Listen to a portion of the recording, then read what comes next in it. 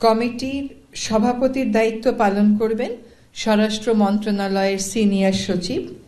ওনার সাথে থাকবেন সচিব, গৃহায়ন ও গণপূর্ত মন্ত্রণালয়, আমাদের পুলিশের আইজিপি, ফায়ার সার্ভিস এবং সিভিল ডিফেন্সের প্রধান, তিনি থাকবেন সদস্য সচিব, থাকবেন সশস্ত্র বাহিনীর একজন বিস্ফোরক বিশেষজ্ঞ এবং 3 জন বিশেষজ্ঞ। তারা হচ্ছেন বুয়েটের থেকে একজন সিভিল ইঞ্জিনিয়ার, একজন কেমিক্যাল ইঞ্জিনিয়ার, একজন ইলেকট্রনিক ইঞ্জিনিয়ার।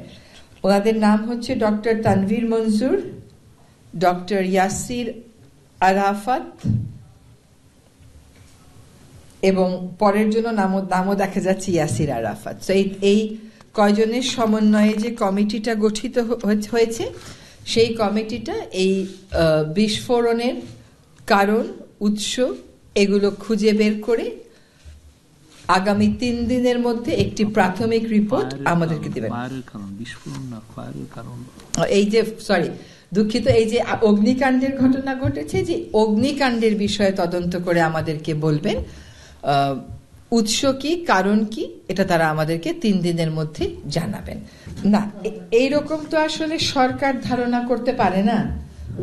সরকার এই বিষয়টাকে খুবই গুরুত্বের সাথে নিচ্ছে, কারণ এটা হচ্ছে আমাদের সকলের নিরাপত্তার বিষয় এবং এইখানে আমাদের রাষ্ট্রীয় অনেক গুরুত্বপূর্ণ দলিলগুলো থাকে।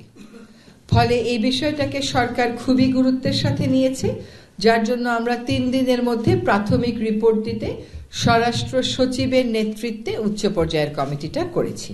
প্রথম কথা হচ্ছে যে ফায়ার কর্মী যিনি মারা গেছেন, আজকে আমাদের ক্রয় সংক্রান্ত একটি কমিটির মিটিং ছিল, সেখানে আমরা একটা শোক প্রস্তাব তার জন্য নিয়েছি।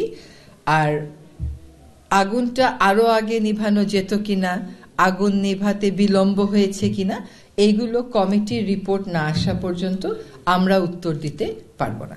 আপনারাও যদি প্রথম দিকে কেউ যেয়ে থাকেন, কেউ কোনো ভিডিও করে থাকেন যেটা হয়তো আমাদের কাছে নেই, আমরা যারা সকালে গেছি, সেগুলো দিয়েও আপনারা তদন্ত করবেন যে কমিটি, সেই কমিটিকে দয়া করে সাহায্য করবেন। অনেক প্রশ্ন অনেকের মনে আছে, সব প্রশ্নের উত্তর যদি আমরা আমাদের মতন করে দিতে থাকি তাহলে তার তদন্ত কমিটি করে কোনো লাভ হচ্ছে না। তদন্ত কমিটিকেই যার যা বক্তব্য আছে, যেমন আপনি যে বক্তব্যটা বললেন সেটা জানিয়ে দেওয়া হবে। অন্য কারো কাছে যদি অন্য কোনো তথ্য মনে হয় যে এটাও তদন্ত কমিটির দেখা উচিত, আপনারা সেটা জানিয়ে দেবেন। কারণ এই ঘটনার অবশ্যই একটা সুষ্ঠু এবং বিস্তারিত তদন্ত হতে হবে। এটা আজকে যে ঘটনা ঘটলো, এটা যদি কোনো কারণটা যখন আমরা নির্ধারণ করব, সেই কারণ অনুযায়ী আমরা অবশ্যই সিদ্ধান্ত নিব। এই ঘটনা আর যাতে কখনো না ঘটে সেটাকেও আমাদের ব্যবস্থা গ্রহণ করতে হবে। প্রথম কথা হচ্ছে, কাউকে এখানে ছাড় দেওয়া হচ্ছে না। কাউকে অপরাধী সাব্যস্ত করার আগে রাষ্ট্রীয় পর্যায়ে তার বিরুদ্ধে একটা তদন্ত তো করতে হয়। সেই তদন্তের কাজ করে অনেকের বিরুদ্ধেই ব্যবস্থা গ্রহণ করা হয়েছে, অনেককেই চাকরি থেকে সরানো হয়েছে, কাউকে কাউকে ওএসডি করা হয়েছে, কেউ কেউ এমনকি কারাগারেও গেছেন। ফলে ছাড় দেওয়া হচ্ছে না। আর দ্বিতীয় কথা হচ্ছে যে প্রশাসনকে গতিটা রেখে একই সাথে ঢেলে সাজানোর কাজটাও আমরা করছি।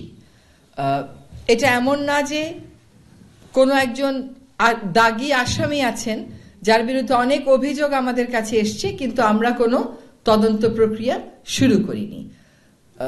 ফলে যেহেতু আইনানুগ প্রক্রিয়া ফলো করে সরকারকে এগোতে হয়, সেজন্য সরকার সেই আইনানুগ প্রক্রিয়া ফলো করছে। একটা কথা আপনারা বলার আগে একটু ক্লিয়ার করে বলি, সেটা হচ্ছে আমরা অনেক ডিজিটালাইজেশনের কথা শুনে দায়িত্বে এসেছিলাম। আবারও বলছি যে আমরা ক্ষমতায় এসছি এটা মনে করি না, দায়িত্বে এসছি।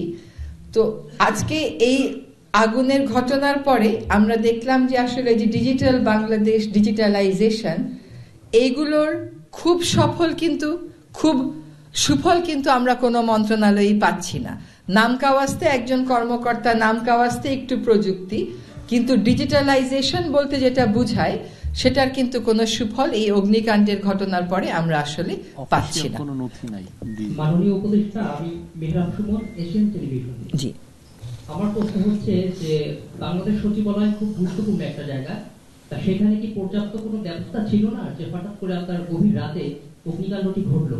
এটা কি কোনো সাধারণ ঘটনা, কোনো নাকি কোনো এটা বড় ধরনের ষড়যন্ত্র? এই প্রশ্নটা আপনার মতন আমাদেরও, কারণ বাংলাদেশ সচিবালয় তার একটা নিজস্ব নিরাপত্তা ব্যবস্থা আছে। সেই নিরাপত্তা ব্যবস্থাটা কি আদৌ ফেল করেছে? এটা কি কোনো মনুষ্য সৃষ্ট বিপর্যয় নাকি এটা অন্য কোনো বিপর্যয়? এগুলোর উত্তর পাওয়ার জন্য আমাদেরকে তদন্ত কমিটির রিপোর্টের জন্য অপেক্ষা করতে হবে। আপনি যদি তদন্ত কমিটির গঠনটা দেখেন তাহলে আপনি বুঝবেন যে সবকটা সম্ভাবনাকে মাথায় রেখেই আমরা আগাচ্ছি, কিন্তু এইখানে ধারণা আলোচনা করাটা ঠিক হবে না। অন্তত সরকারের পক্ষ